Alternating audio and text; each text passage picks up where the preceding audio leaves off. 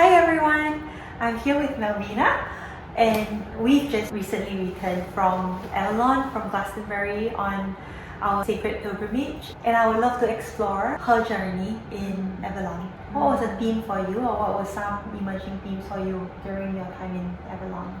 Truth. Before I embarked on the pilgrimage, one of my main intentions, because I didn't know what was going to arise, I really didn't, and I didn't know what to expect. So one of the main things that I just put out there was truth. Whether it's show me how to live in more truth, show me how to get in touch with more of my truth.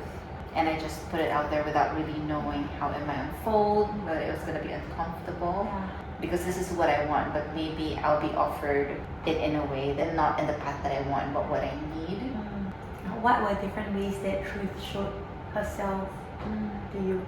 I feel like number one, just being on the land of Avalon, Glastonbury, I felt so held. I felt so safe to be able to rest. It's kind of like being a traveler and carrying so much like baggage and just allowing for it to fall away while being there. Wow. So it's like my armor. I could put my armor down. I feel like the stories in Avalon, there's so many layers with the different myths of Avalon, but also that layer of Mary Magdalene, all these different things I feel like also lead very much to truth about all the things that were hidden or kept away were things that held so much truth, and just being in a space where I was able to feel all of that. And it's interesting because it's not something I can just like construct and explain in a very tangible way, but it's a felt. Yeah. It's a felt thing. It's a felt experience. And interestingly enough, as I've been integrating these past couple months, it gave me more courage to be able to show up in a more truthful way, in a more courageous way. What was it that called you to Avalon? Well, you were the gateway for it, obviously. You're the gateway for it, having met you for the first time in person, right when you had just gotten back from the land. In hindsight, it feels very symbolic for me. And my experience of you as a person, also so much about truth and integrity and that very being so present. But in like a more like mystical sense, I've always felt like a Celtic connection, also from my name, through my name. And there's a sense of nostalgia that I've always carried as when I was little, or like around this realm, but I have no idea what it is. It's just another felt sensation. So yeah, I felt like it was time for me to go. And when I did, oh wow. I mean, it's been how long now? 2 months? Coming 2 months. There's still a very strong sense of home that I feel towards the land, towards Avalon, towards my experience. And even though I've left the land physically, it still continues to deepen. Yes. It still continues to be very present. Do you recall the first site that you visited? The tour. Yes. Oh, yes, on 8/8. Yeah. Oh my gosh. It was so magical. Because I've only seen it in videos, photos, only would hear about it. But it was like such a sacred pilgrimage on its own, a mini pilgrimage on its own, climbing up towards the tour. Yeah, as much as possible, I would climb it daily. And it just felt like so easy to do. I mean, physically it was challenging. It has its own challenges, but from like a soul perspective, it just felt like I just have to be there. I just have to go up. Yeah. And yeah, again, I also felt very, very held by the tour. And each visit offered a special experience, a deepening of a connection with the place. I also felt like, wow, this is such a luxury to be able to have an able body, to be able to climb up this hill and see the land and be able to experience the ascent and descent of the tour. I really enjoyed it, and I dream about it. I dream and think about it, yeah. So, Do you have some fond memories of our time together there? a lot. I really loved when we all went up the tour together, the retreat group, and we started like toning. Oh, on our first day. Yeah, first day, because I felt like it was a meeting of all our frequencies harmonizing with each other before we opened up the space for us to journey together. So I felt like that was very, very special. And when we were well maidens. Yes, that was nice. Yeah. Outside the White Springs. White Springs, and we were doing the, you know, blessings for each other. That was really special. And of course, the day that we'd open our days with in ceremony and close in ceremony, I think was very sacred. It was very deep, yet also very light at the same time. Yeah. And I really appreciated the space to be able to feel into a balance of surrendering towards the magic that was about to unfold during the day, but also having that intention, like co-creation with that magic. And then at the end of the day, it's just like being able to bring it all back. Yeah. Very delicious, very nourishing, nurturing, in so many different levels. Yeah. What did the different sites kind of uniquely bring out within you? The tour gave me a lot of courage, a lot of bravery, a lot of trust in the unseen, a lot of deeper connections with the unseen. On my last morning at the tour, actually, now that I think about it, I wasn't sure now if it was real or not, or what was going on there. So when I went up on my last day, there were quite a number of people in this space, right? There were kids, there were dogs, there were animals. It was hectic, but I planted myself in one spot, and I began to meditate and drop in the space and just connect with the land. And I could still hear all the sounds. And I think halfway through my ritual, my journey, I just decided, like, you know what, I'm just gonna open my eyes and look around. And I was by myself. I was on my own. And then I was just like, oh, everybody's gone at the same time. Interesting. Because I feel like, and then, I dropped back in. And before I knew it, I could hear people again. And I looked around and, there were people. So I don't know if if that was real, if it was in this space or not. And I felt like I had a good balance of being able to share space with you guys at the tour, as well as there'll be mornings where it would just be me at the tour, and it just felt like a one-on-one. And I don't know what I was trying to say, but it just allowed me to connect deeper into the unseen and the layers and all the different existing dimensions that are happening in parallel during that time. And then Chalice Well, another one of my favorite spots. It really feels like a journey. Thank you for taking me there. Before, for my first visit there, it was like such a beautiful experience. Moving through the Vesica Pisces pool to... You have the ring. Yes! It reminds me. And then through the yew trees. It's just like every spot as we ascend through the gardens signifies so much. But like just landing at the Chalice Well itself, it was very, very tender for me. Again, in a tangible sense, it's very hard to explain, but there's a lot of remembrance around the divinity and the wisdom that we all hold.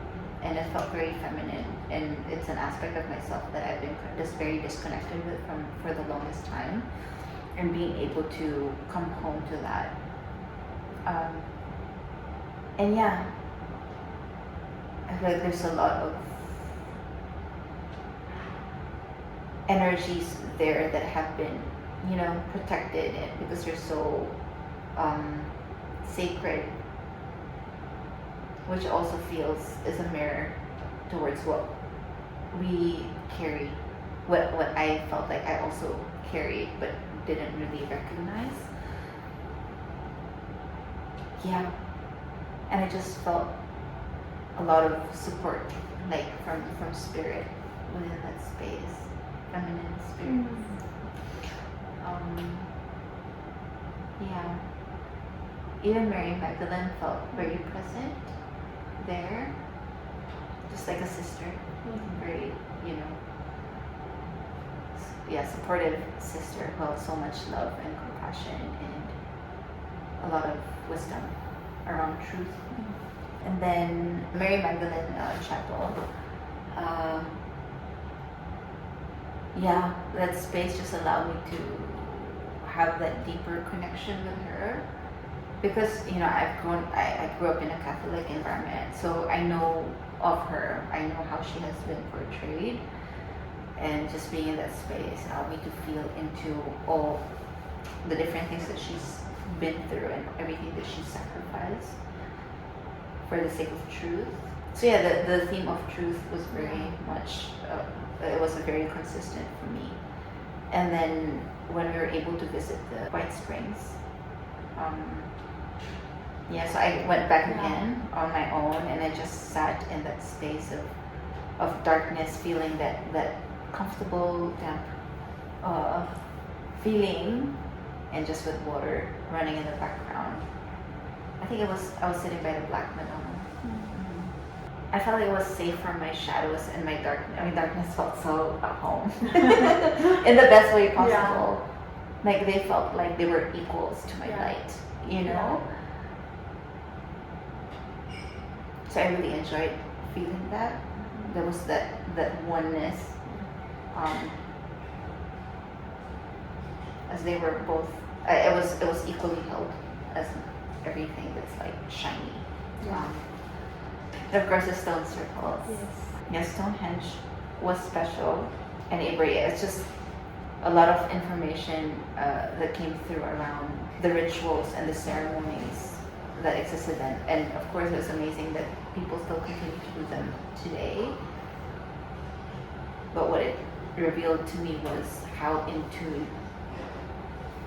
we're meant to be with the cosmos, with the earth. Like we have a singular union of cycles that we're meant to move through, and it feels very natural if we were able to attune to it. We're not fighting our cycles, we're not fighting our clock. And then of course the Flames of Camelot. It's like when we stepped into Cadbury, it's like we're in a different realm. We've slipped beyond the veil. That's how it felt like. I would say like, it feels like, maybe it's just my imagination, but as you would always say, it comes from a space of truth. But I know for sure it's not imagination, because like when we would drop into journeying, when Dea would drop us into a journey, the trees would begin to really sway, like the presence of the elementals would really be felt during that experience. Yeah. So yes, truth. That's a truth. It's not fake. It's all truth, and just holding all of that and being able to bring that back home and allowing for it to deepen. When I feel like contracting, when I feel like I don't feel like I can express my full self, having had experienced that frequency over there and being able to access that it's such a great resource. It sounds like that was one of the main ways that Avalon has touched you, just to remind you of the courage, whether it's your right to be in your truth, and to whether it's speak or act or make decisions in your truth. Alongside with that, do you feel like there are other ways that maybe it's like Malvina before Avalon and after Avalon? I feel that I'm a little bit more unapologetic now. Like saying, going back to the contraction and expansion. of being able to express my wholeness. I feel that I'm able to do that more now. Before, I feel like I still need to reconfigure in a way that would fit another person's palette, which dilutes myself and whatever I'm trying to put out there.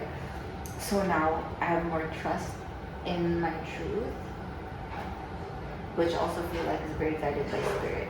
So I feel like that's a huge part. And then this Vesica Pisces, and one of the representations of the symbol being like inner union, and just being able to find that balance within myself and honoring that, and still in the process of unconditioning the distortions that I've been holding around, the balance of masculine and feminine, and what they actually mean, and what would they mean to me now as I deepen into my path. So I feel like it's been such a huge shift. It definitely just wasn't just like a la la la trip. It was very much it was a pilgrimage. So much wisdom. If you were to record an album from the soundtrack of Avalon, your experiences, your frequencies in Avalon, what do you feel would be the title of the album and the intention of the album? I feel that the intention of the album would very much be around truth and the multidimensional parts of us that make up that truth. Yeah, and also many different layers.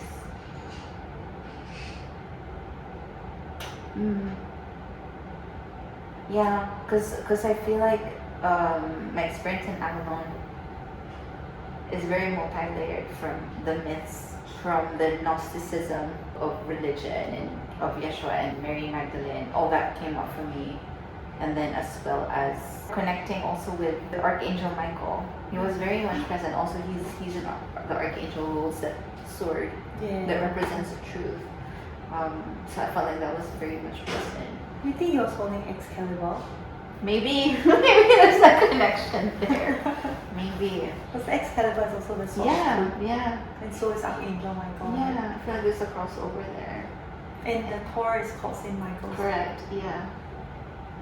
So I feel like it's all woven, and I feel like that's also what I mean in when I, use the word multidimensionality. It's not a separate thing. It's all part of the same thread, part of like a bigger puzzle, which I feel like address so many parts of me. But title-wise, I don't know, something about multidimensional, something about truth, multidimensional truth. I don't know, something. Very cool. So it's like helping your listeners awaken to their multidimensionality. Yes. It's so cool. I hope that you do record it out. I don't know how it'll sound. But yes, I feel so too. And I think it's very much given me clarity about my current work, because it is about that. Recognizing all these parts of us, it's not a separate thing. It's here to be embodied and integrated. All of them, each part serves a purpose. Yeah. Can you share about your offerings?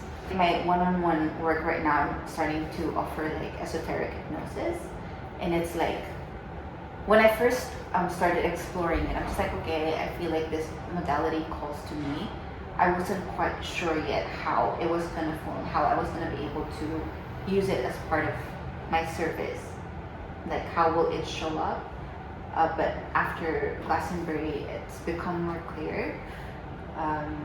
So I offer past life regression and future life visioning. So past life regression usually is tapping into a specific lifetime that arises, that's connected to what's relevant in this current journey.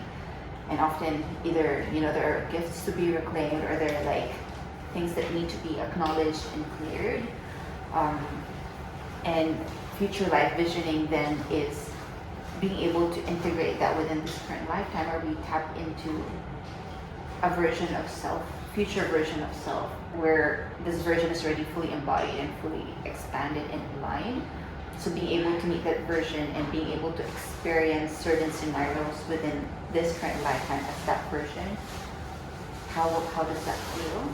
And also now, like, I've started, I would say it's a co-creation with the divine, because I'm receiving information as I am moving through it. I'm also trying to practice it on myself. It's called embodied frequencies. I feel like it's one thing that covers a few different things. It started off as a light language workshop, but in an embodied way. So it's not just channeling or expressing for the sake of doing so, but being able to be very intentional about how it is expressed and how can it be integrated into the daily life. And then now I feel like it's gaining more consciousness that's being developed, and also using the body as an oracle, as a guide to be able to express and connect with those frequencies. So I feel like it doesn't have to be separate. For the longest time, I've moved through life either like floating up in the air in my travels blissfully and coming back here absolutely miserable, and it just didn't make sense to me. And through your help I realized, oh, both can exist in union. It doesn't have to be separate, and that's what my journey has been about, and has become more clear. Wow, it really sounds like a homecoming, cosmic self and a human version. It's like the hero's Gamos. Yes. Yeah, sacred marriage of the starry self and then the earth self. Knowing what you know now from your experience in Glastonbury and our time in our pilgrimage, do you have any words of wisdom for future pilgrims? The truth is within you. The truth is within you. Your divine truth is within you. And sometimes it could take different circumstances for you to realize that, but the gift is within you. You don't need to look so far to find it, and be able to connect and anchor in and trust and embrace your truth is one of the most liberating feelings or experiences to have. Being able to trust that. I'm just very, very grateful to have had this experience. I felt like it was very uncharted territory for me, because I literally didn't know what was gonna unfold, and it's just like, oh, I'm home. Like it feels, I'm home, and home it's a frequency. It's a frequency that the place offered. And of course, the physicality of it, supported with with that feeling of home. Can't wait to go back and deepen my experience in it and connect with it. And also it being the heart chakra of the earth. Yeah. I feel like it's so, because the truth is in the heart. That's where we feel our truth the most. So yeah. It all aligns. Thank you, Mel. Thank you.